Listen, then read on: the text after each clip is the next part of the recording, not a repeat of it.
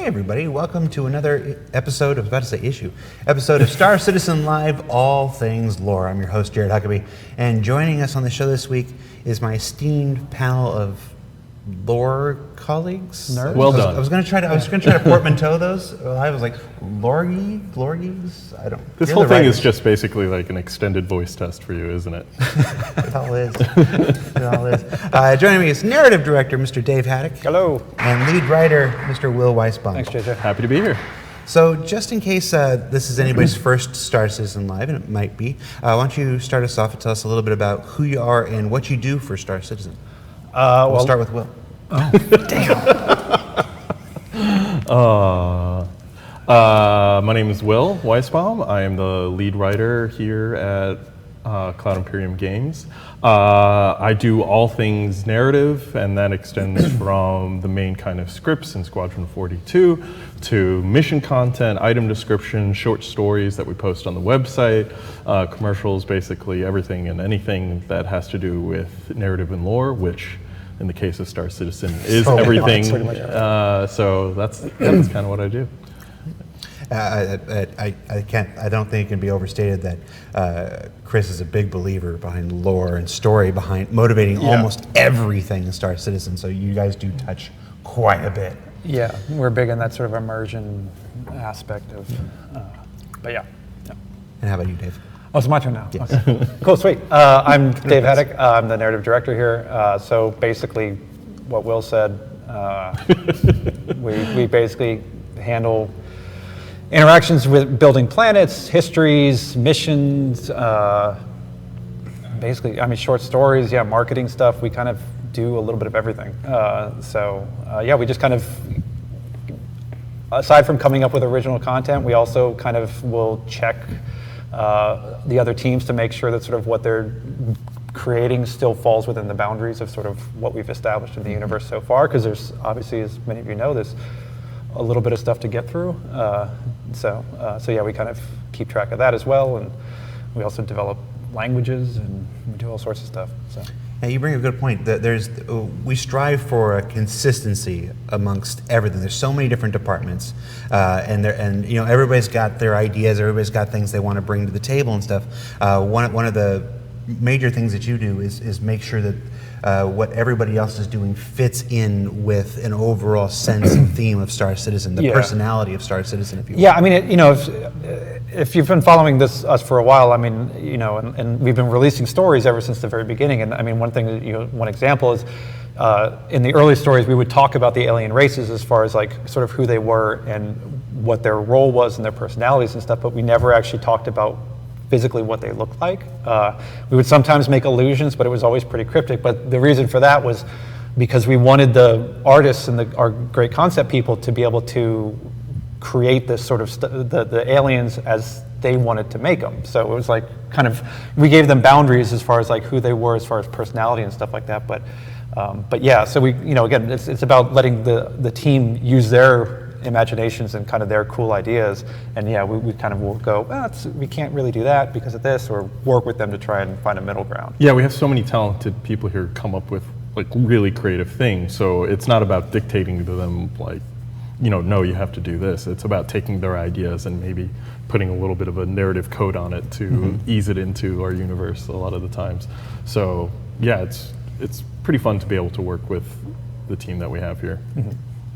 All right, so if you're watching live on Twitch, you can submit questions in one of two places. You can do it in our Twitch chat by prefacing your question with the word question in capital letters surrounded by brackets. You can do the same on Spectrum, which is our bespoke communication platform on robertspaceindustries.com. Submitting in either place is going to let our community management team pull those questions out from all the other chat, and we'll get to as many of them as we can today as possible. We also put up a thread earlier this week where we started collecting questions from our backers that maybe couldn't be here live. It also allowed people to vote up which questions they wanted to see address most. Thank you to everyone who submitted something and who took the time to vote. Yeah. Much Yes. appreciated. Yes. So we're going to go through some of those questions now while we wait for the live questions to come in. Right off the bat, the top-footed question, when are you going to fix the Russian names like Lightning Bolt company? Lightning Bolt is a manufacturer that makes a number of, like, I think FPS weapons, if I'm not mistaken, Yeah. or at least smaller components. Some of the item They names... make power plants or something. Power plants, right. Some of them have item names that sound very silly. Weapons. Oh, they in do. Russian. Okay. So it's something we're looking into. We'll get it addressed. We appreciate the comments. Anytime anyone posts stuff to the Spectrum, we try to look at it and review it. So this one got put onto the back burner a little bit, but this was a good reminder, all those passionate votes, that maybe we should look into it. So we're gonna check it out about addressing that. As far as the names of the individual weapons which have been called out, those aren't intended to be Russian words. Those are named after surnames of people in the company, so those will not be changing. But as far as the logo itself and the Cyrillic on there, we're going to take a look. Cool. So there you go. So hopefully we'll have something to follow up on eventually. When we talk about how many different areas that the lore team touches on, what's your backlog like? I mean, yeah. I mean, our Jira goes on and like looking to the future. So, But it's also sometimes it's with easy fixes, like it's just about getting correct. If we find somebody, I mean, what was it even trying to ask earlier about it? Like, if we can find a substitute for it, then it's just a question of actually putting it on the art backlog of changing it. yeah, the UI team will need to redesign the logo, and then the environment team will need to model it to replace all the ones that are existing in game, and then someone is going to have to make sure that that swap goes through. So it's not as easy as a task as just changing a 2D asset because it already exists in game.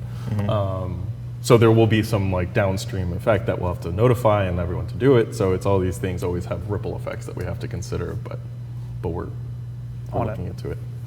And as always, the ever-present prioritization. Yes. All right, next question. What is the new lore for Drake, since John Crew stated that the old lore has changed?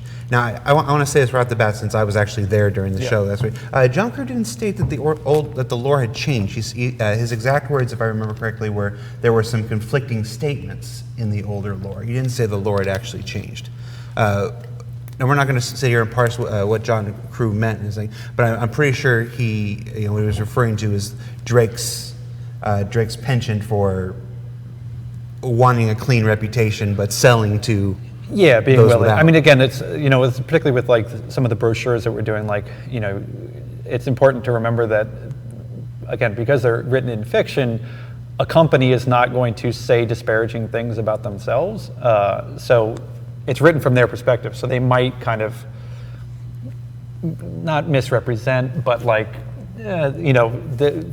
flower up their language a little bit as far as like talking about their own stuff and sort of what their intent is, while their actual actions might be something different. So Now, at the same time, though, even though we're writing these things in fiction, we're still beholden to a certain level of accuracy, because we are writing these in fiction, but they're still provided to our backers to inform their pledge decisions. Yeah, it's a weird fine line of like, you don't want to say like, I don't know, it's a difficult needle to thread, because you want them to be true to themselves as a character, but at the same time, it's a ship. So we gotta figure. Get another great example of Chris's desire to have lore influence and touch everything.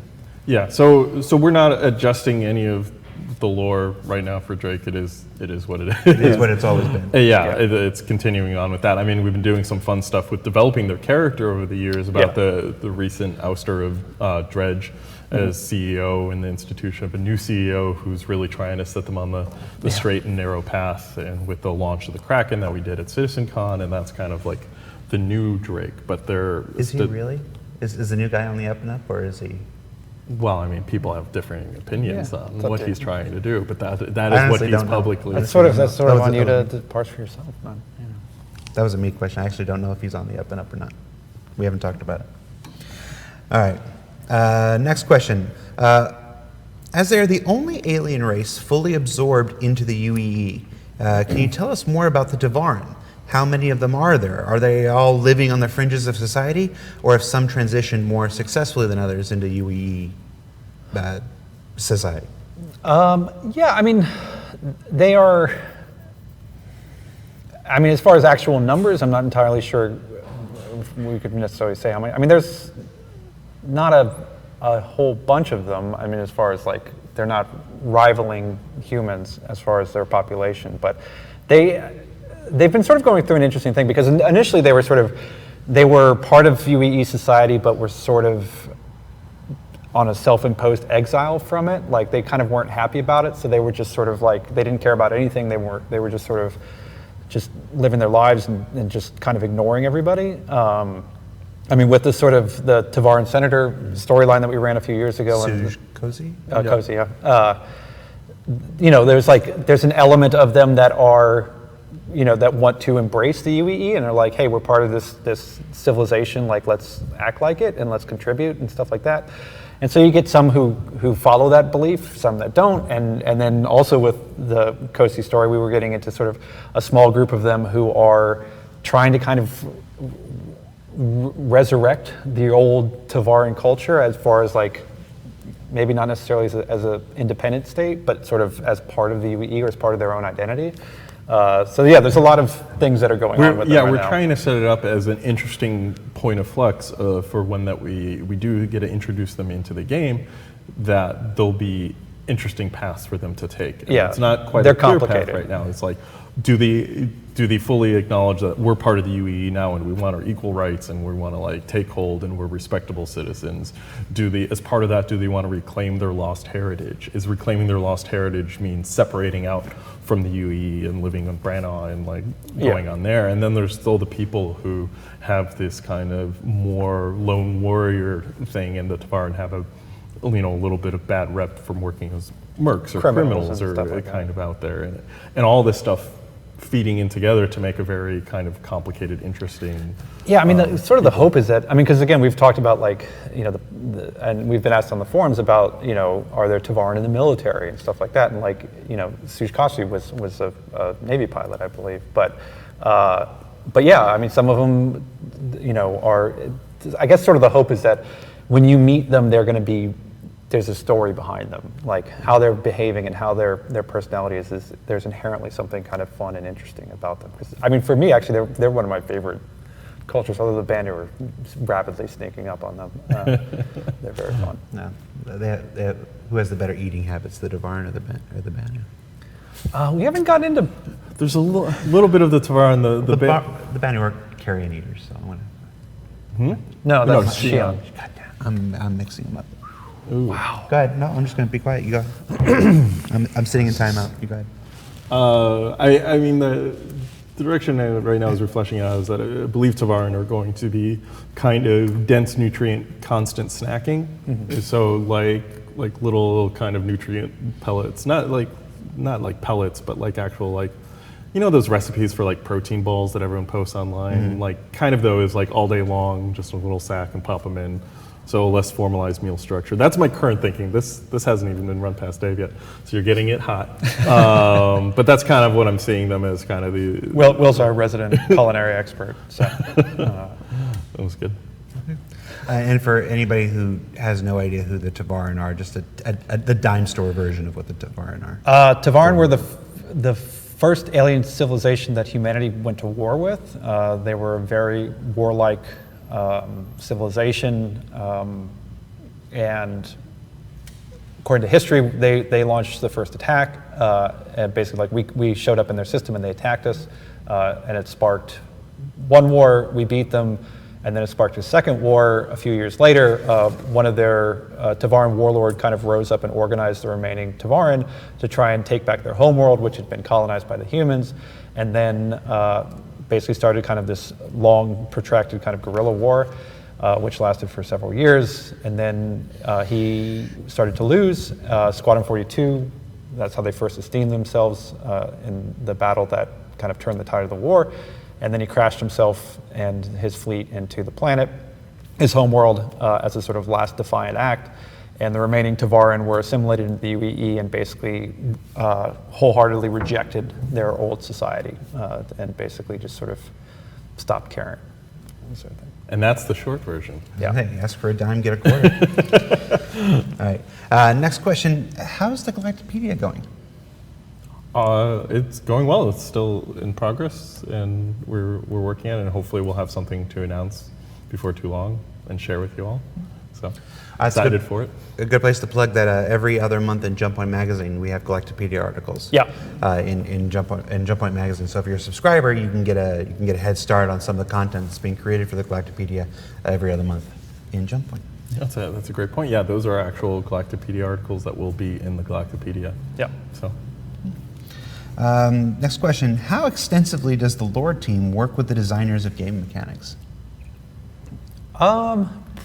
It's pretty close. I mean, usually, again, we're talking earlier about we've been generating content for the game for a long time, and as the game is sort of catching up to us and realizing a lot of those elements, like we sort of have stuff established. So there's usually kind of a kickoff as far as mechanics go, where we kind of will present sort of what information we've already kind of released and sort of what the expectation is, but. We tend to be a little more downstream when it comes with mechanics. We let the game designers come up with the systems and the gameplay that they want the player experience to be, and then we'll take that and see how are we wrapping it up so that it makes sense in our universe. I know one that you were kind of dabbling in recently was the new kind of melee stuff that you were having a lot of fun with. Yeah, a lot of fun. And again, like we can kind of, we'll usually provide some kind of very broad boundaries, just as far as like, we don't have necromancy, in the universe. Sorry, spoilers. But be very suspicious if you meet any NPCs claiming to be necromancers. Yeah, doubt them. But again, like just so we sort of establish the very kind of raw boundaries. But yeah, as Will said, I mean, we usually want them, they should create the kind of experience that they want to create, and then we will kind of do a pass on it and bring it into fiction if it needs to be, or kind of figure out how to explain it. Cool. Yeah. There's again another Jump Point plug.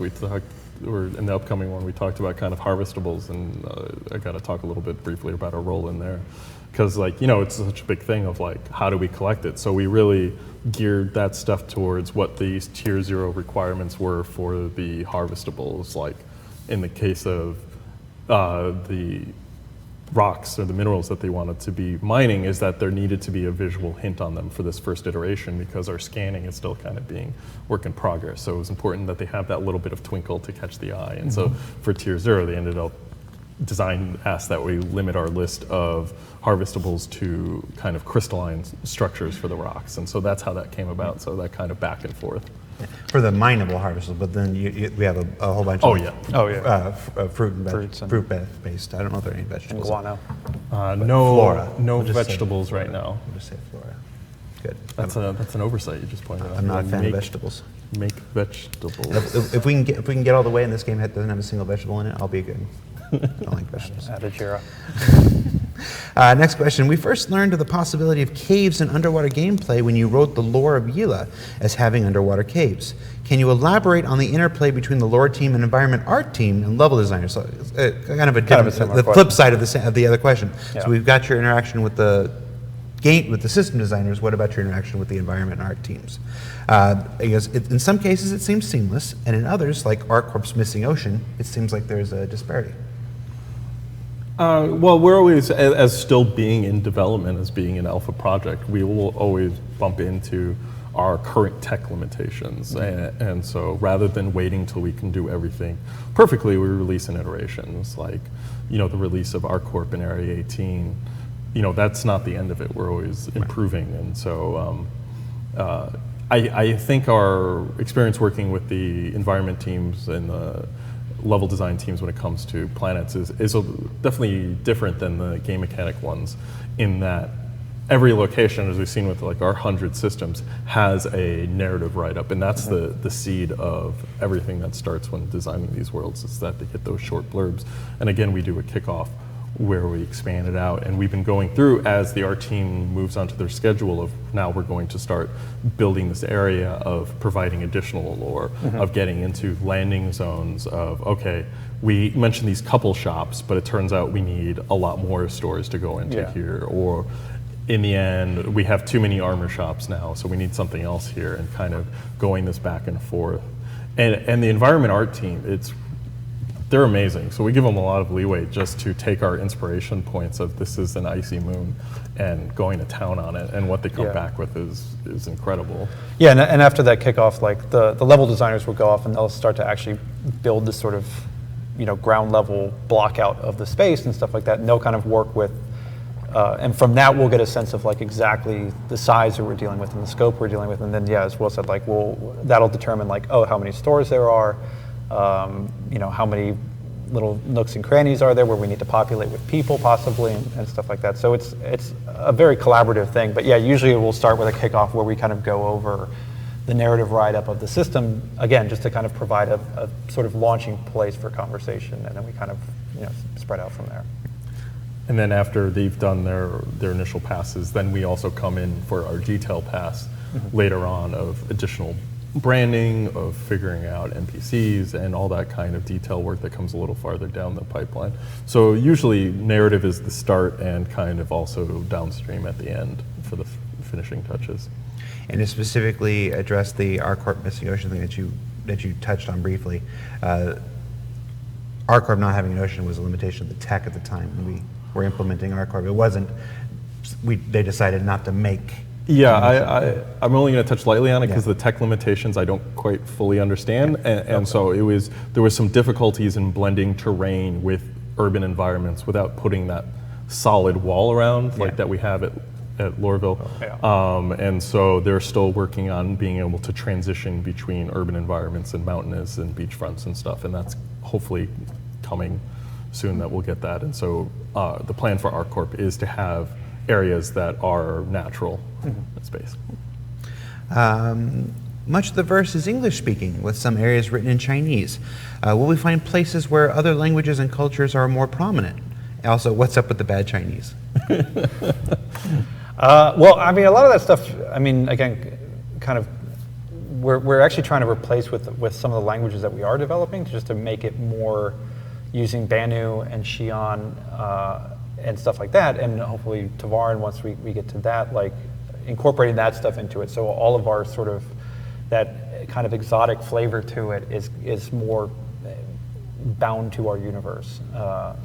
Yeah, because the artists like that exotic feel of when you walk into an area and you see like this multitude of languages. And now that we have these awesome work from Britain, our xenolinguist, coming online, we're trying to really switch it. You can see some of that already in Area 18 with some of the food stalls have like Xi'an on the takeout boxes and have Banu on the lanterns, which used to be Chinese characters. And so we're slowly swapping that out and focusing more on it being a combination of common and for the UEE and then the Xeno languages.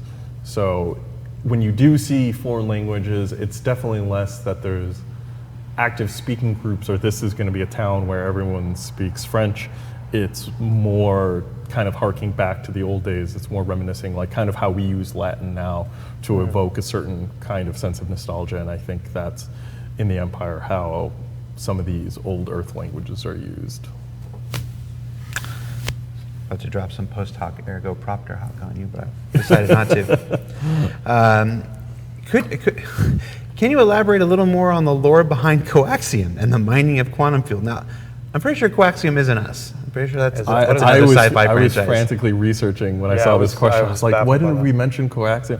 And it is not us. It is not us. That's another sci-fi franchise. Yeah. But let's talk about the quantum fuel. Can you tell us a little bit more about the lore behind quantum fuel? Or the mining of quantum fuel is what this is an interesting thing going back to how do we work with game mechanics, is that it kind of, the design team was starting to look at down the road of introducing quantum fuel mining into the game, and so we needed to come up with the lore behind what quantum fuel was and how it's found to kind of help guide them in how they were going to build it. And so we needed, we got their kind of design qualifications of it needs to be found in almost every system. It has to be like rare for the price, but also slightly common so that you're not stuck somewhere. Yeah. And I mean, one of the interesting things, sorry to interrupt, the kind of parameters that was really fun was because we have quantum fuel before we discovered jump points, the idea was like it had to basically exist in the solar system, like our solar system. Yeah. We needed a way to find it in Sol, which was like a nice little peccadillo. So we did a whole write-up, and it recently got approved by CR. And how these things works is our write-ups will change. Like once the designer gets their hands on and start implementing what we kind of came up with as a backstory, we'll find out like, oh, actually, we need it to be more like this. We need it to be less common, more common. We need it to be more difficult. We need it to be highly explosive because it's more fun. And then we'll adjust based on that, or we'll have a discussion with them about like, if not that, then this. Yeah, or adding variations or whatever. The basic idea, I can give a sneak preview of some of it, is that there are these particles called transients, which are like not only affect like can bend space and mass around themselves, and they were like this really cool discovery, but they were very fleeting and hard to find. And then scientists slowly after discovering this, they were able to detect them in like doing the, I'm totally blanking. What's the Hadron Collider kind of thing? Oh, yeah. Particle colliders were able to pick up on these, and eventually they were able to find that these would be stably existing temporarily in transisotopes, where these transients would temporarily attach themselves onto atomic particles and exist. And that was the main way we started harvesting them, is that certain elements are more prone to existing as isotopes that you can then use to harvest the transients, and that gets turned into quantum fuel. So you'll be able to find, using scanning, like you'll find a rock that's iridium, and then through scanning it, you'll see that it's 5% of these isotopes, and you'll have to harvest them quickly, and if you put in too much energy, they'll devolve back into kind of normal isotopes. So there's a high risk, and you have to be careful with harvesting and then transporting them to make sure that you preserve the transients until it's refined. So did that make sense? It's pretty Did I simple. get that? It's pretty simple, pretty straightforward. Now that is this is like really new stuff. Like it hasn't been shared anywhere. You just got this approved by CR. Now it's got to go to design. And design was involved in the conversation okay. and all that. So this is on our internal Confluence page. This is a full write-up with scientists' names and a timeline and all that kind of fancy. But this is the first time anybody's hearing about No, this. we haven't discussed this publicly before. You just made AstroPub very happy. All right. This comes up in the chat every single time we do a show. Let's talk about ArcCorp. ArcCorp's in-universe development timeline has been pointed out. Subject of much contention. Every time we do a lore show, it's pointed out. It's in the chat right now that it doesn't quite match up, or doesn't seem to match up anyway. Yeah. What are we doing? Actually, we're kind of going to roll back the timeline on it a little bit. It's tricky because it can't go back too far because it conflicts with like other jump point discoveries and stuff like that. We're still kind of slowly rolling out the changes, or will roll out the changes on sort of like updating all of our There's a lot of lore that we've written evolved with the dates of when Stanton was discovered and the cities built. So basically, once we got approval to change the timeline, we've been looking at every single article that mentions this, making the changes offline, and we'll slowly, once we have everything in shape, roll it out in line. Like it's weird stuff, like that beautiful Hurston timeline that they built in Loreville is going to have to be updated. So there's like knock-on effects. So we'll hopefully get that all sorted. And the new discovery date for the system will be 2851, with the 4 corporations taking over in 2865. So gives us a good chunk more time. Yeah. It's still very fast. We still wanted it to feel like it was an explosion of development, and that was important to the Well, lore and for also, us. I mean, getting back to what we were talking about earlier with the sort of the oceans thing, like once hopefully that comes online, it'll seem a little bit more believable that like the entire city or the entire planet won't be. The entire surface of a super Earth wasn't covered in man-made structures. But yeah, so But you also have to figure construction. procedures and have probably improved quite a bit in 940 years too. Yeah, Modular. hopefully. Modular. Hopefully, hopefully. I was a swimming pool contractor for a number of years. Hopefully. Yep, still got my C-53 license in state of California. good to Actually, know. I think so. Actually, I might need to renew it. In other games, we can find books and data pads scattered throughout the game world. Some of which were just fluff, but others were often clues to missions. Is the lore team planning on seeding the game with these types of items? Yep. Yeah, I mean, again, it's a tricky thing because writing books is an involved process. But yeah, I mean, the sort of initial kind of quick fix was hopefully we can translate a lot of the existing ones into downloadable stories or like stories in the universe that you can read. Yeah, so a lot of the short stories that appeared in Jump Point and are now appearing on the site are considered by us to be fictional stories for people in the universe. So those will be kind of books that you can find. One of the holdups is just kind of getting the UI work in line, and they have so much to do that it's considered a slightly lower priority, as well as getting like the props for what you're actually interacting with set up. And so this is all conversations we've had. It's just low tier. Yeah, and then it's content. Like, well, yeah. Let's see. And then a follow-up, I guess, from when will we see more lore being given to us through in-game missions and items instead of through posts on websites? I think it's a good opportunity to talk about how much lore we actually give out through missions. There's quite a few. Yeah, I mean, it's much more immediate lore. I mean, I sort of interpreted this question as like, again, going back to the sort of the Tavar and run for senator thing, like doing larger scale stuff in game. But yeah, all the current missions are written in lore. They just tend to be drier corporate missions right now. Yeah. Like we're hoping to get more branching missions down the road and working with design on that of where stuff leads into other stuff and starts building up a narrative. We're not quite at that point yet, but I get you. I guess instead of missions with story, get some story missions. If that differentiation makes sense. Yes. Yeah, I mean, more kind of, I guess not protracted, but like, yeah, where there's more of a kind of you're participating in a storyline as far as missions rather than just sort of like doing courier jobs and assassinations and stuff like that. But yeah, a lot of these are just going to be like the contracts that you pick up, the everyday business type missions are just going to be influenced by the larger lore of the game. And so of like, oh, you're carting Widow from here and like, oh, there's a lab over here that's making the drug and like there's this gang warfare going on. The individual mission itself isn't really feeding you in all that lore. It's just utilizing the background lore of the world to make that mission happen. So that's going to be a lot of the way that we do storytelling in the game.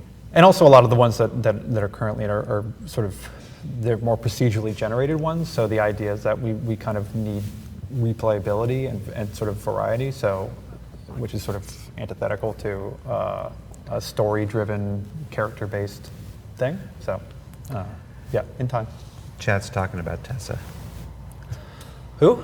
You just broke a lot of hearts right there, Dave. I'm kidding. I love Tessa Bannister. Yeah, we're still. I think I talked about this on your dev show. Yep. We could talk about Tessa quite a bit. Yeah. We're still trying to work it out. There's a big technical hurdle that we're trying to navigate, which is not fun. But yeah, hopefully we'll figure something out. Okay. This next question, I really like. This is somebody who's been paying attention for a while. What is the current state of Emperor Costigan? I'm sorry. Imperator. Imperator. What did I say? Emperor. You said Emperor. Imperator. Somebody used to say Imperator. It used to drive me crazy. But Imperator Costigan. That's how I'm going to say it from now on. We started in 2942, with our lore, and he was already Imperator. Yeah. We know that Imperators have a time limit on their on their terms. How's Costigan doing right now? He's doing okay. I mean, yeah, yeah, his time's coming to an end. Yeah. So. The way our timeline works is that there's one of the timeline posts shows his poster for 2928, but that's not when he was elected. That was a fail bid for Imperator. So he didn't get elected until 2940, and he's serving out his 10-year term, which you're only allowed to be elected once. Yeah, to prevent dictators from rising again. So we have an election coming up fairly soon. Yeah, should be fun. Maybe you'll hear more about that. I don't know. I remember we had a. I was just remembering the election of Suj Cozy now, but I like that. Yeah, that's just me making comments. Let's see. How is ArcCorp sustaining its population considering there are no vegetation or water on the planet to support a functioning biosphere? Importing, a lot of importing. It is at the center of commerce of the stand system. They got money. So. They got money, and they got a lot of paths in and out. Yep. So yeah, they just import everything they need, which is, I imagine, incredibly sizable and very expensive. But and again, as we've discussed, as ArcCorp is further developed, it will have some natural areas and stuff. But I think overall the UE as this kind of, interstellar economic powerhouse does a lot of, growing. Like we have Bremen, our breadbasket that's shipping out to all over. So I don't think every planet is considered anyway sustainable. Like yeah, I mean there are some pretty hostile environments. On some Low, I think, has got a pretty people living in domes and stuff, and so that's kind of like the major infrastructure of why you all have Hall-E's carting stuff out there, is to provide sustenance for all these people living out in the wide verse. Are there any planets that are just like the agrarian ideal, like super agriculturally sustainable? Bremen, yeah, we sort of said Bremen had it was the breadbasket. It was basically kind of designated as an ag world type thing. So that was what they did during, I think it was the first Tavar War. That's why they got left alone by the Messers, or the second Tavar War, and that's why they got left alone by the Messers. And there's a couple other, but I'm totally. There's one in Goss. Oh yeah, that's true. But they only provide for other planets in Goss. They're kind of isolated. Yeah, there are a handful of them, sprinkled around. Why do we not see nuclear weapons 900 years in the future? We do, I thought. I was fairly certain that there was a nuclear payload on some of our missiles, but I might be wrong. Maybe the torpedoes? Maybe torpedoes, yeah. I don't know. I thought we had them, so yeah. So what you're saying is that they're not just automatically outlawed or anything? There's no... I mean, we haven't done anything, specifically called that out as a thing, so I don't know. I guess it would actually be kind of a design question ultimately of whether they want to include it as a damage type.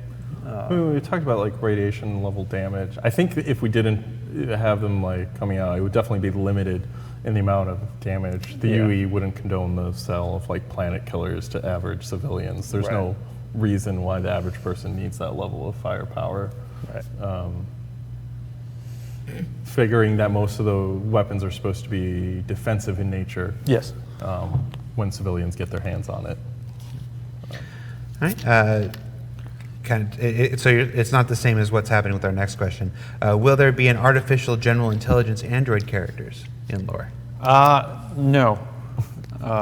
We've talked about this a few times. Several times. People might want to People like robots. I like robots. Yeah, I mean, the idea was that there would be sort of non-synthetic human robots running around rather than AI-driven stuff. I mean, part of it was originally just a stylistic choice. I mean, part of it was to explain why, because obviously an AI, would be able to pilot your ship a lot better than a human pilot would. So it was sort of a justification for Chris of why he wanted people to be in their ships flying around.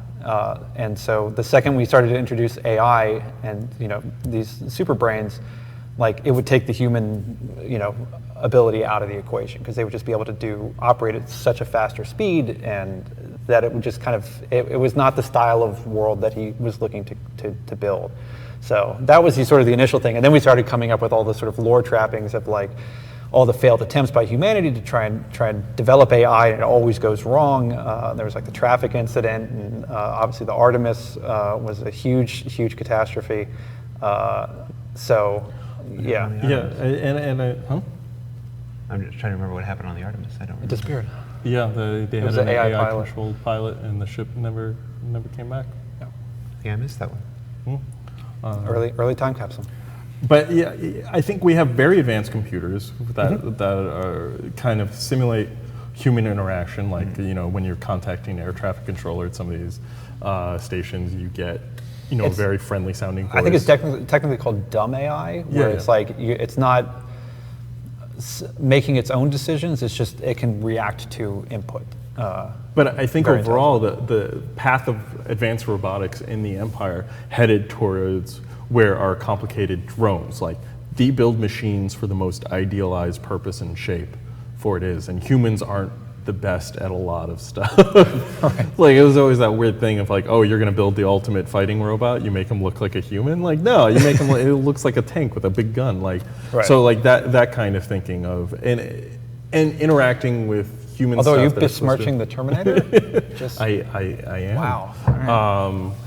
And I think it's also this kind of functionality of the complication of having basically like these robotic servants that look like humans is also like kind of a squidgy point in the Empire for their comfort level with kind of pushing out like, not having that kind of intelligent humanoid slaves, for lack of a better word. Yeah. And so very intelligent drones and robots and stuff like that, but just not human shaped. Yeah. Okay. Back in 2017, Dave Haddock said he'd get back to us on a question about the lore behind the in-game economies of the UEE, Xi'an, Banu, and Vandul. I went back and looked at the post. It was in the old Ask a Dev sections. Does any part of the question was, does any part of the UEE or Banu or Xi'an have a guaranteed basic income? From a lore perspective, not from a gameplay perspective. Yeah, I mean, it's. I might have to get back to you on it. Check back in 2021. Let's 27, 19, 21. I mean, again, this would purely be from sort of the lore fiction perspective, like not reflective of gameplay or player experience, stuff like that. So I'm going to caveat that. But it sort of makes sense to me, the idea that the UEE, because they have the common law thing, which is sort of like the basic rules that every planet in the UEE has to abide by, whether it's represented or not. These are the foundational kind of rights and sort of services that the public can and should expect. And it makes sense to me that they would have organized a kind of a basic income level. It might come out more in the form of public services, though, rather than like giving you credits per se, like providing basic levels of healthcare, shelter, and food, like that you can have access to. Yeah. Because gameplay-wise, we don't want you to not be able to respawn because you're broke. Like there's a certain level of healthcare that you can expect, but as David was commenting on this, don't expect if we do have basic income levels for players to be able to get free 500 credits every Well, I read that as like minimum wage, that like they were being paid there was a minimum that everyone would, if they worked at a job, had to be paid. Oh, I interpreted it as like that thing of like everyone gets $5,000. Oh, yeah, okay. Yeah, we read that totally differently. Oh, okay. I was thinking of minimum wage, that like they would establish basically a empire-wide minimum wage. Yeah. I mean, that might tie into like our BLA certification for jobs. Like we have this like certification process that legal jobs go through that mean they meet the safety requirements, the company is legit, and it might also be that they meet a minimum payment requirement for the job, and those are kind of the up and up jobs. When you see that contract, like it's safe, it's good, and then of course the more interesting jobs will not be certified. Sure. Gotcha. Yeah. And there we go. So it took me 2 years, but. And lore-wise, we have like some lore on the Xi'an, Banu, and Vandal economies. That is still very much a question up in the air about whether the players will be, because all those species deal with well, not the Vanduul, but Banu and Xion deal with human in UEC, that might be the way that you end up interacting with them for the entirety of the game. That it's hard enough doing one good economy. So we'll see how it turns out. I mean, there's definitely been talk and interest in it, but it's definitely a down the road kind of, wouldn't that be great to have? And it also might be, again, a disparity between sort of the fictional universe versus the player experience of like, yes, the Xion probably have their own economy, but will the players see it? Like Will said, probably. They'll all accept UEC. Yeah, right, exactly. The next question was very simply, what do you guys do every day? We like to go to the coffee bar, get our drinks, and then slowly walk through the hallways discussing lore. Yeah, I mean, that usually takes about 10, 15 minutes. It usually takes 5 or 6 takes. Yeah. Until we get it right. I mean, kind of one of the really fun things about this job is it's tough to explain sort of what you do every day because it constantly changes.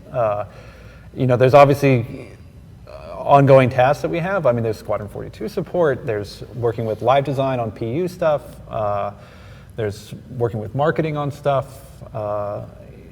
There's also the sort of the fun lore stuff that we do of like food or melee systems and. Yeah, it's kind of almost cyclical by the quarter breakdown. Like at the top of the quarter, it's usually starting to chip away at a lot of the Squadron 42 written text, which we have a lot of, and we've been making really good progress on that stuff. And then as it heads towards the middle of the quarter, we start focusing on finalizing scripts for the upcoming quarter's gameplay. Like now that we have, the design has enough time to put together all the information we need to write the scripts, we start planning for that kind of recording shoots. And then at the end, a lot of the new mission content and in-game stuff will be finalized, and we'll start doing some of the live design team support for finishing up mission text, which is a lot of what I've been doing these last couple days of getting everything shipshape for 3.7. And also with the later in the quarter too, we try to drop in the game a lot just to see sort of, in the PTU and stuff like that and see what's working, what's not, get ideas for stuff to do that would be fun down the road, stuff like that. I want to clarify, you started your conversation talking about the written text for Squadron 42, and then you moved into stuff like recording that was PU related. Oh, yeah. Since you only specified Squadron 42 at the beginning, you didn't specify the switch over to PU. I want to make sure people understand that you were doing some written text for some written stuff that you find in Squadron 42, but then the performance stuff you were just in the UK doing some performance stuff for PU stuff. Like some of the things, like we were releasing new Babbage soon as a location, and so there's some VO work that has to come with there, like our spaceport at Tannoy or air traffic controller for the area. So kind of some of those stuff was coming online, and the Walzer Massacre is presented as a turning point in the Empire's war against crime. What were the overall consequences of that event on the UEE's or criminals' behavior? Walzer Massacre. Yeah, that was I have to look that up. the backstory behind the Star Marine map of the Horizon crew. No, not Echo 11. The other one. Was it? Demian? Demian. And so basically, after Keller's run, security had reestablished themselves in the system, and Damien was kind of this outpost where a lot of like nice families were living of the security people, and everyone thought they were safe again. And the Walzer crew had been kicked. Oh no, the Horizon. The Horizon crew had been kicked out during the sweep, and they didn't like that, and so they attacked Damien and ended up. The idea was that they were going to take over the base and use it as a stronghold. They were going to kill everybody on the base, take it over. But Walzer was a kid, related to an advocacy agent, and sent out the SOS, which is why it was named the after Marines assaulted it. So, I mean, as far as it was it basically sent a signal that Nexus was not secure.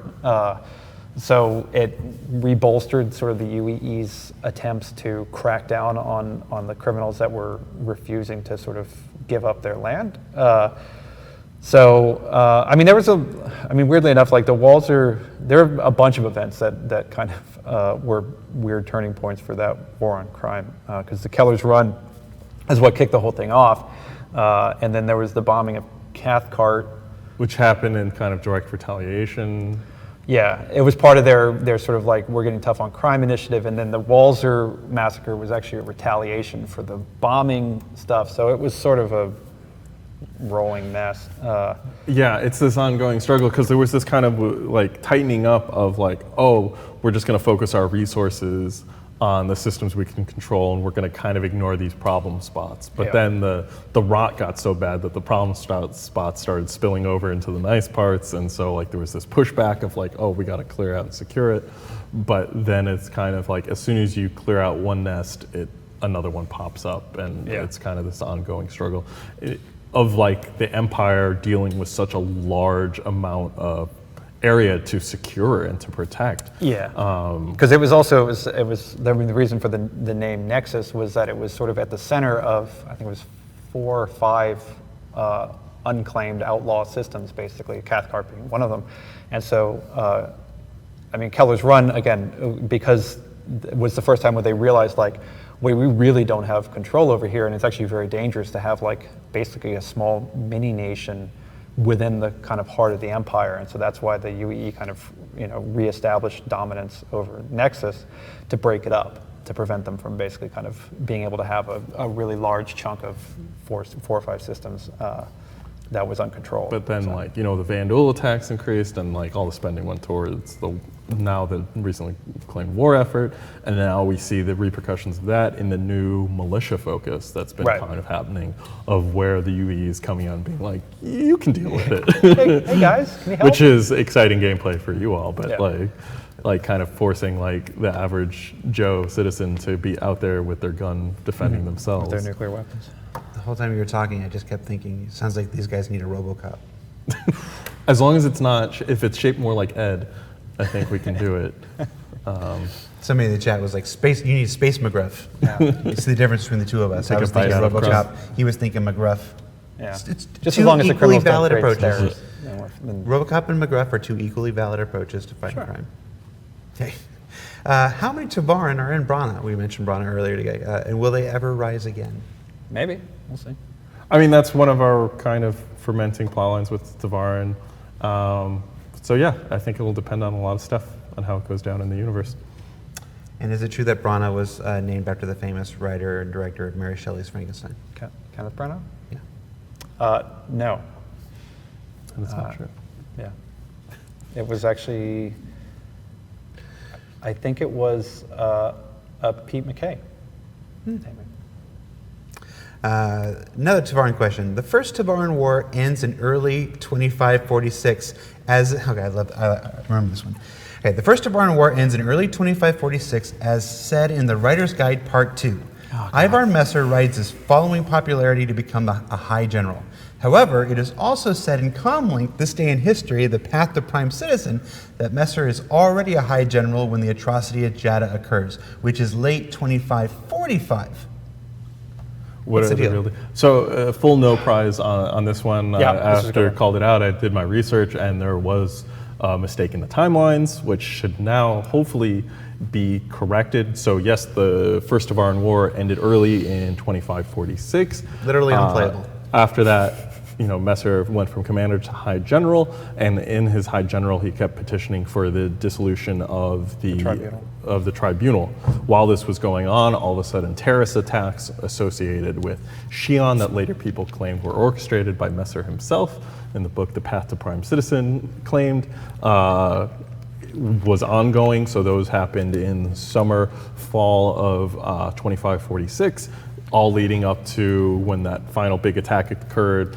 Messer got his way, the tribunal was dissolved, and he started the position of prime citizen with, oddly enough, in the emergency election on December 15th, 2546, he won. Judgment Day. So this should all be reflected now. Thank you very much for catching that. Please, as always, let us know when the stuff comes up. So. Yes, those in the chat are like, that dude pulled a red shirt. He absolutely did. Or she, I don't want to assume. All right. When unrepresented planets are denied representation in the Senate, do the local governments have a limit to the number of applications trying to rejoin or join for the first time? This was an interesting question. We actually really thought about this. I would say no. I feel like they could reapply as much as they wanted to, because circumstances could change on the planet. They could make amends. I don't know if they would necessarily be told why they didn't make it, but it would just be a thing of like they would get shot down and then they could reapply. Yeah, it'd be like kind of those parole hearings. If you haven't done anything really different, then you just get stamped no again. Yeah. So yeah. Which is an interesting question. I'm kind of curious why they asked it, but Yeah. like, sure. Yeah, it made me think that somebody was writing a very specific fanfic, and they needed an yeah. answer to this. Because, again, it was a very, very specific question. Yeah. Yeah, good question. How we doing? Oh, we got a couple minutes left. I don't know if we pulled any good questions from the, or Dave, I know you've been working on some poetry. If you'd like. Oh, yeah. It's my slam poetry book. It's really something. No. When guests go rogue. All right, just for that, I'm gonna do the question I skipped before.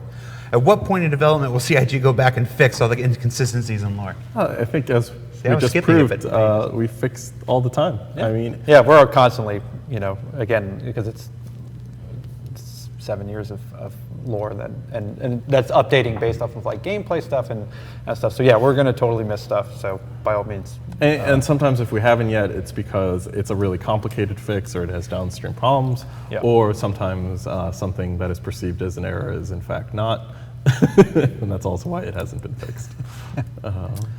When will Sith World be completed? Synth World. Synth World. Synth Sith World, Sith again, World it's like is a- Coaxium does not belong. Yeah, it's to a us. totally different theme park in Florida. That is the question that plagues people in the UEE every single day. We've introduced some of these storylines like Synth World, which is kind of an interesting development for us, is that we want them to resolve in-game. Yeah. So sometimes if it seems like a storyline has kind of gone into the background a little bit, it's kind of, we're sitting on our hands a little bit until we can do it in the mission format Yeah. of experiencing it, rather than just starting storylines and kind of resolving them on the website. We want Yeah, it's you much more guys to fun if play you it. guys are around to kind of maybe not affect the change, but like just to be able to experience it firsthand. Because I mean, originally the idea with Synth World, aside from being a sort of economic drain on the UEE, was actually it was going to be a resource dump. And the idea, that it was basically going to be a mission hub where it just had a huge kind of grocery list of resources that constantly needed stuff. So it was always going to be basically a source of employment. Was kind of the under the hood type explanation for it. But yeah, I mean, I think exactly what Will said. A lot of the stuff we want to kind of play out while you guys are actually able to experience it firsthand. Yeah, with Tavar and Umbrano and like stuff like that. In the live chat, someone is asking, we've got the Starfarer from Misk. We've got the Starfarer Gemini, who in lore began life as a Starfarer from Misk and then was retrofitted by Aegis. So in your opinions, is the Starfarer Gemini still a Misk ship or is it an Aegis ship? Misk. Yeah, I'll go Misk. Even after the refit from Aegis? I don't think the refit is enough to warrant a complete Yeah. rebranding. That said, No, they'd actually, be purchasing it from Aegis though. But it still feels like the Misk hull. Yeah. It's kind of like how you can go to a Toyota dealership and sometimes buy. we're going to find out that the whole thing's covered in Aegis logos, aren't we? Like, I'm actually not sure in game. I'm it's got forgetting. Aegis logos in it. Oh, it does it? Yeah. Okay, so then Aegis.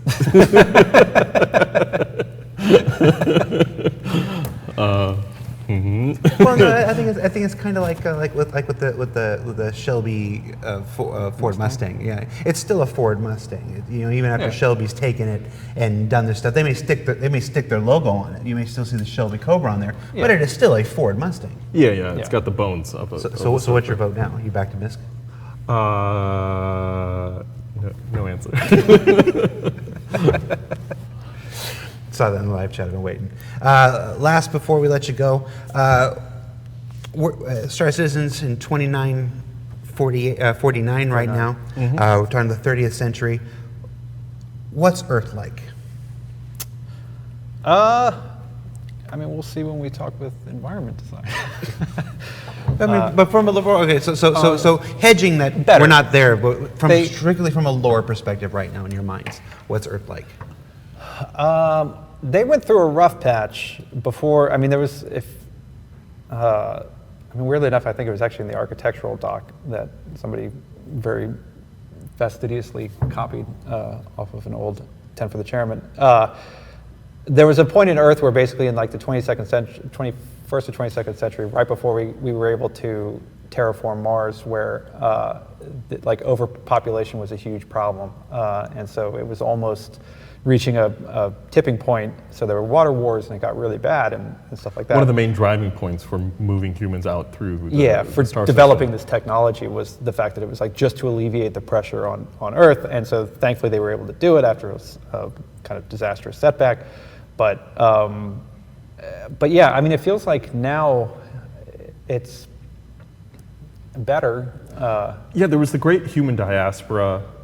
Like, now that humanity spread throughout the stars, I think, like, I believe we talked about that they may have done like some light re-terraforming to kind of get Earth to its glory days in terms of the environment, of cleaning it up a bit, and like maybe there's more parks and green spaces preserved than used to be. Like, I mean, we had talked in, I think it was in Lost Generation, Tanya Goes to Earth, and there was the idea that like there were some kind of old structures that were still standing that they had basically encased in sort of a protectorate shell type thing. So I mean, it's definitely, you know, it's the pearl of the empire as far as Earth is concerned.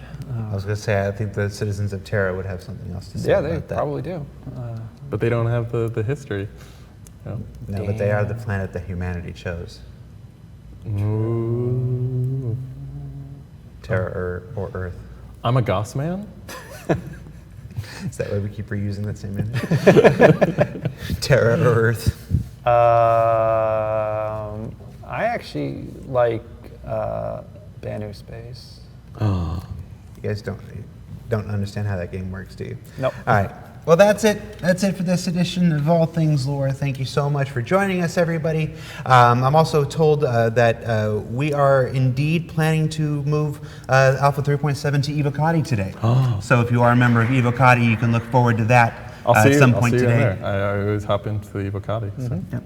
So it looks like from my little chat here that we are all systems go. I don't know when that'll happen. Obviously, there's still many hours left in today, but keep an eye out for that if you're a member of Evocati, and of course at some point afterwards to PTU, and then of course a wider release. So yeah, that's Dave. That's Will. He prefers Terra. He prefers Earth. I can tell. And we'll see you next week, everybody.